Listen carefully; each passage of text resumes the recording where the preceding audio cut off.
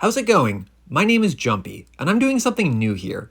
I've reviewed 1, 2, and 7 movies in the same video before, but I've never done 3. So today I'm going to talk about Before I Fall, Paul, and Crawl.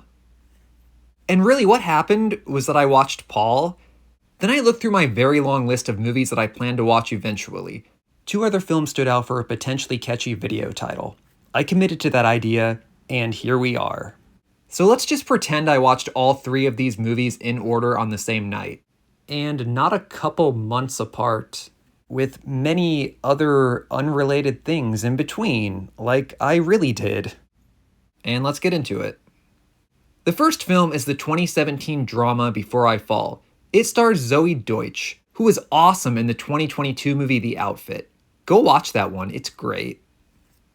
But here in Before I Fall, Deutch plays a high school girl named Samantha. The movie calls her Sammy enough times, I'm just gonna stick with that one for the rest of the review instead of Samantha or Sam. It takes place on February 12th, which is a Friday.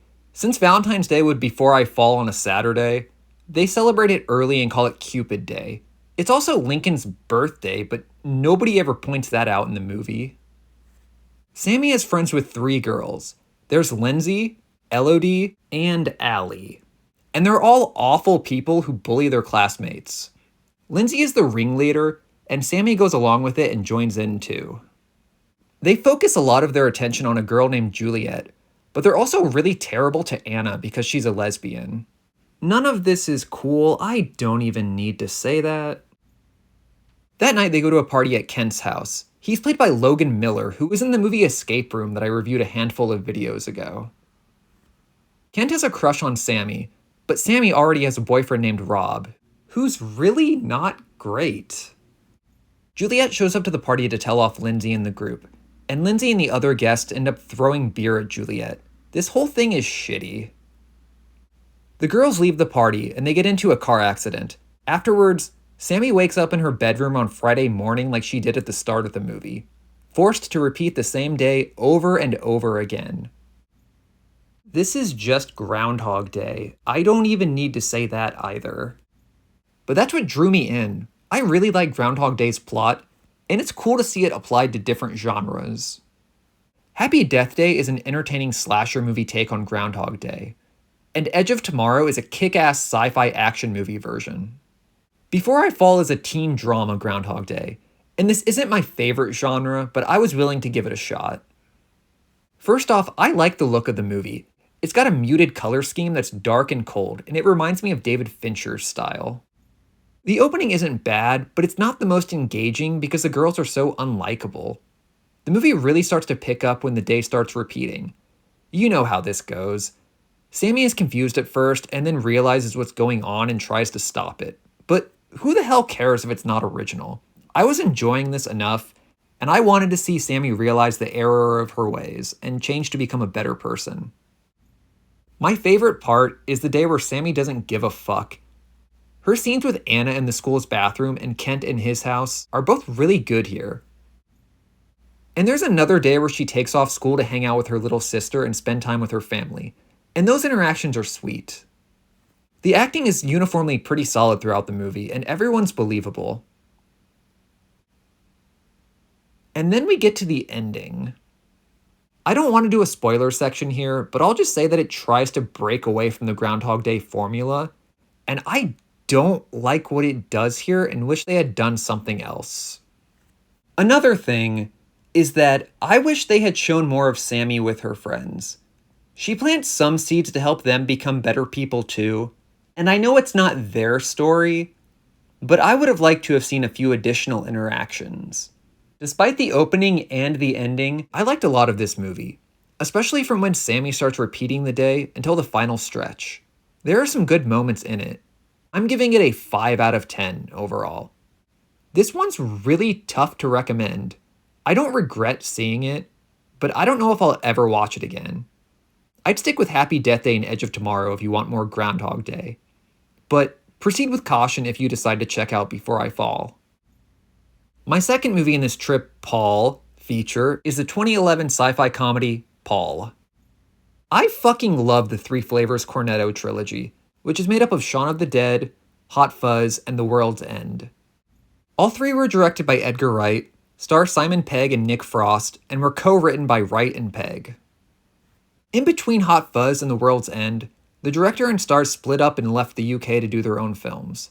Wright made Scott Pilgrim vs. the World, and Pegg and Frost wrote and starred in Paul. The movie is about two British sci-fi fans, Graham and Clive, played by Pegg and Frost respectively. The duo visit the US to go to Comic-Con and then see famous UFO sites. Along the way, they encounter an alien who's running from something. This alien is named Paul, who's voiced by Seth Rogen. Graham and Clive bring Paul along, and then they meet a super religious woman named Ruth, played by Kristen Wiig. On their trail is Agent Zoey, played by Jason Bateman. This one was good. I wasn't expecting it to be on the level of the trilogy, and it's not as funny or clever as those movies, but that's fine. Very few films are that amazing, and Paul is still worth a look. Unfortunately, like Before I Fall, it gets off to a weak start, and none of the early jokes really landed. It didn't pick up for me until they meet Paul. This is the third Seth Rogen movie I've reviewed on this channel, and I didn't even consider myself a fan of his before I started making these videos.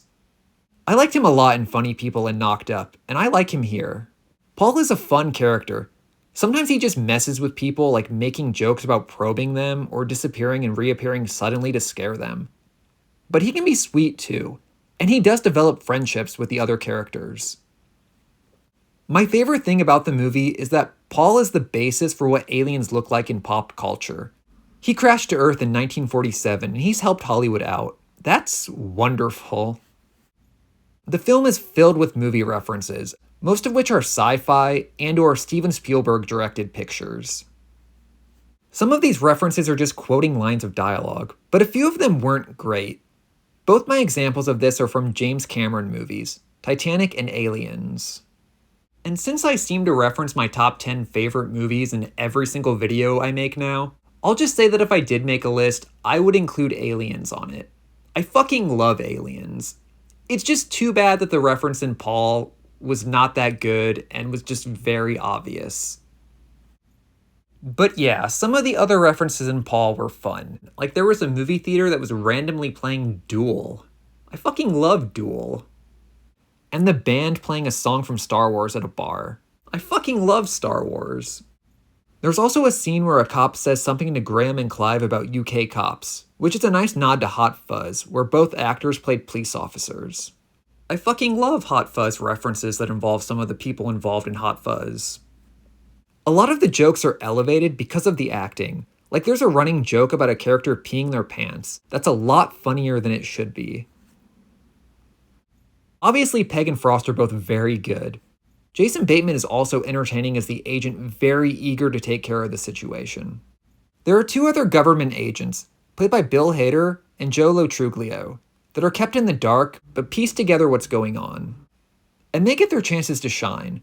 Little things like, I got a laugh out of them playing hide and seek, which is so silly, or big ones like the scene at the comic book store.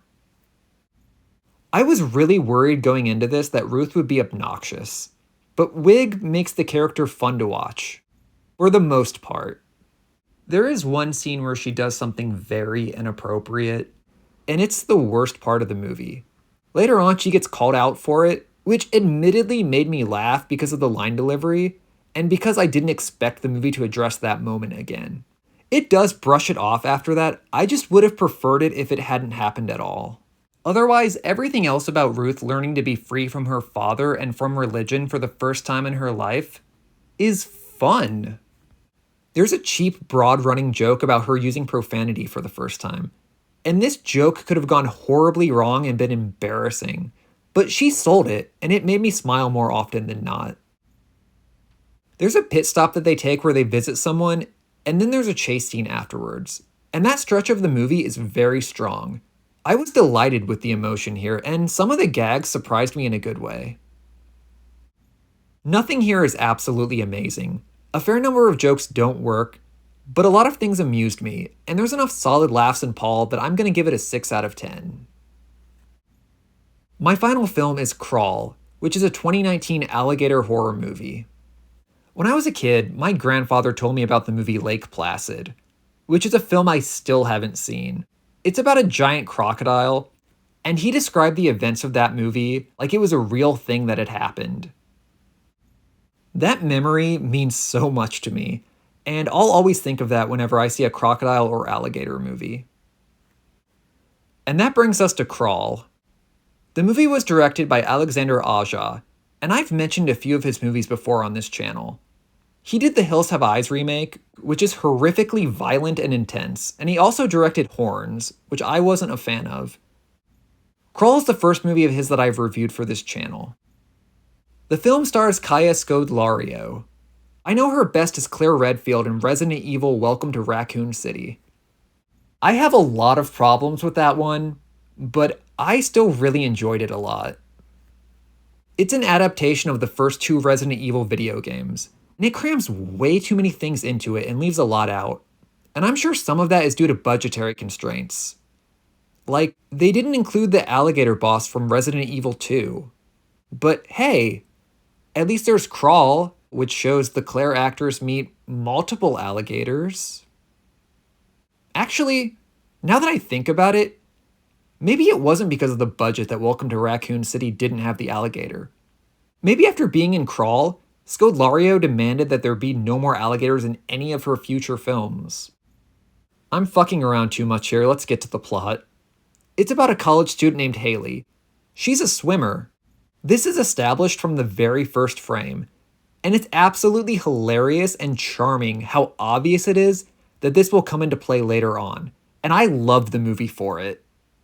Her father, Dave, played by Barry Pepper, is the one who pushed her into swimming, and the foreshadowing gets better in one of the flashbacks to when she was younger. He calls her, quote, an apex predator. I lost it over that. It's amazing. They're in Florida and there's a Category 5 hurricane. Haley's sister Beth, who lives in Boston, hasn't heard from their father, so Haley decides to go check on him. She drives past a police roadblock and her first stop is his condo, and she finds his dog Sugar there, but no dad.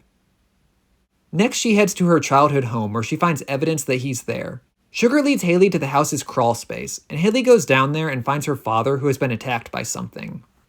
She starts to drag him out and sees what attacked him. An alligator. She manages to pull him back behind some pipes, which prevent the alligator from getting to them. Unfortunately, they can't stay put because the hurricane is going to flood the crawl space. And there are also multiple alligators around, not just the one. The movie builds some nice suspense in the crawl space before the big reveal. You can tell they're CGI, but the alligators look pretty good. There's a well-done sequence after that when Haley tries to retrieve her phone that she dropped. The tension never got that high again for me after that, but the rest of the movie is still a lot of fun. One of the producers on Crawl is Sam Raimi. There are a few things reminiscent of Raimi, like a very entertaining scene at a gas station, and a couple of shots, but not as many as I was expecting. Which is fine that it's not a direct copycat. Some things aren't realistic, like an alligator biting someone's leg and swinging them around, and then them being completely fine afterwards. But I'm totally cool with that. The whole thing is 87 minutes long, and it flies by. The movie was a lot smaller scale than I expected, and most of it takes place in the same house with the two main characters. I really appreciated that more than if they had tried to do too much with it. There are some good exchanges between Haley and Dave. It gets a little melodramatic at times when they're talking about their past, but it works. I like these characters. I really don't have any big problems with this one. I was very entertained, and this is something I'll definitely throw on again sometime. I'm giving Crawl a 7 out of 10, and it's my favorite of the 3 movies I watched for this video. And that wraps up my Before I Fall, Paul, and Crawl reviews. Take care, everyone. I'll see you next time.